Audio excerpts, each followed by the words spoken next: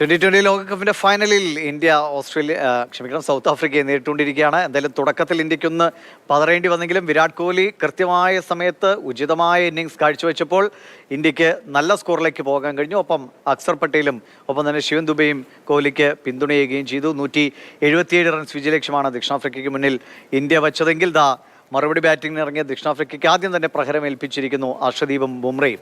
രജിൽ വിവരങ്ങൾ നൽകും. രജിൽ, നമ്മൾ ആദ്യം പേടിച്ചു, പക്ഷേ ഇപ്പോൾ ഒരു ആത്മവിശ്വാസമുണ്ട് ആരാധകർക്കും ടീമിനും. ഇന്ത്യയിലേക്ക് തന്നെ കപ്പ് വരുമെന്ന് ഉറപ്പിക്കാവുന്ന ഒരു പ്രകടനം ഇപ്പോൾ ഉണ്ടല്ലേ? ദിവിഷ്, തീർച്ചയായും ബൗളിങ്ങിൽ എന്താണോ ഇന്ത്യ പ്രതീക്ഷിച്ചത് ആ നിലയ്ക്കുള്ള ഒരു തുടക്കം ഇന്ത്യക്ക് ലഭിച്ചിരിക്കുന്നു. ജസ്പ്രീത് ബുംറയും ഒപ്പം തന്നെ ഹർഷ്ദീപ് സിംഗും ചേർന്ന് ഇന്ത്യക്ക് ബൗളിങ്ങിൽ ഒരു മികച്ച തുടക്കം തന്നെ സമ്മാനിച്ചിട്ടുണ്ട്.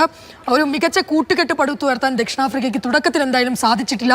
2 വിക്കറ്റുകൾ തന്നെ നഷ്ടമായി. അതായത് രണ്ടാമത്തെ ഓവറിൽ തന്നെ ഹെൻറിക്സിനെ അവർക്ക് നഷ്ടപ്പെടുന്നു. 4 റൺസാണ് ഹെൻറിക്സ് നേടിയത്. ഇതിനുശേഷം അവരുടെ ക്യാപ്റ്റനായ ഏഡം മാക്രമിനെ പുറത്താക്കിയത് ഹർഷ്ദീപ് സിംഗ് ആണ്. അങ്ങനെ 2 വിക്കറ്റുകൾ ആദ്യ പവർ പ്ലേയിൽ തന്നെ, അതായത് ഒരു മികച്ച സ്കോർ തന്നെയാണ് ഇന്ത്യ ദക്ഷിണാഫ്രിക്കയ്ക്ക് മുന്നിൽ വെച്ചത്. അതുകൊണ്ട് തന്നെ ഒരു മികച്ച തുടക്കം ദക്ഷിണാഫ്രിക്കയ്ക്കും ആവശ്യമായിരുന്നു.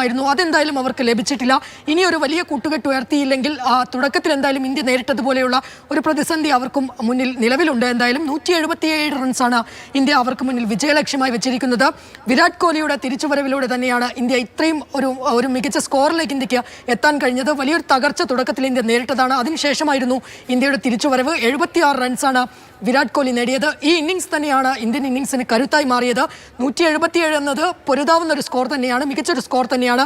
അതുകൊണ്ട് തന്നെ തുടക്കത്തിൽ ബൗളിംഗിൽ വലിയ പ്രഹരമേൽപ്പിക്കാൻ ഇന്ത്യക്ക് കഴിയുകയും ചെയ്തു. അതുകൊണ്ട് തന്നെ വിജയപ്രതീക്ഷ എന്തായാലും ഈ ഘട്ടത്തിലുണ്ട്. പ്രത്യേകിച്ച് അപകടകാരിയായ മാർക്രമിനെ പുറത്താക്കാൻ ഇന്ത്യക്ക് കഴിഞ്ഞിരിക്കുന്നു.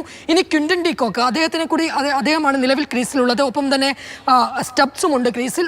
അവരെ ഒരു വലിയ കൂട്ടുകെട്ടിലേക്ക് പോകാതെ തടയാൻ കഴിഞ്ഞാൽ എന്തായാലും ഇന്ത്യക്ക് മത്സരത്തിൽ ഈ ഘട്ടത്തിൽ എന്തായാലും വലിയ വിജയപ്രതീക്ഷ വയ്ക്കാം.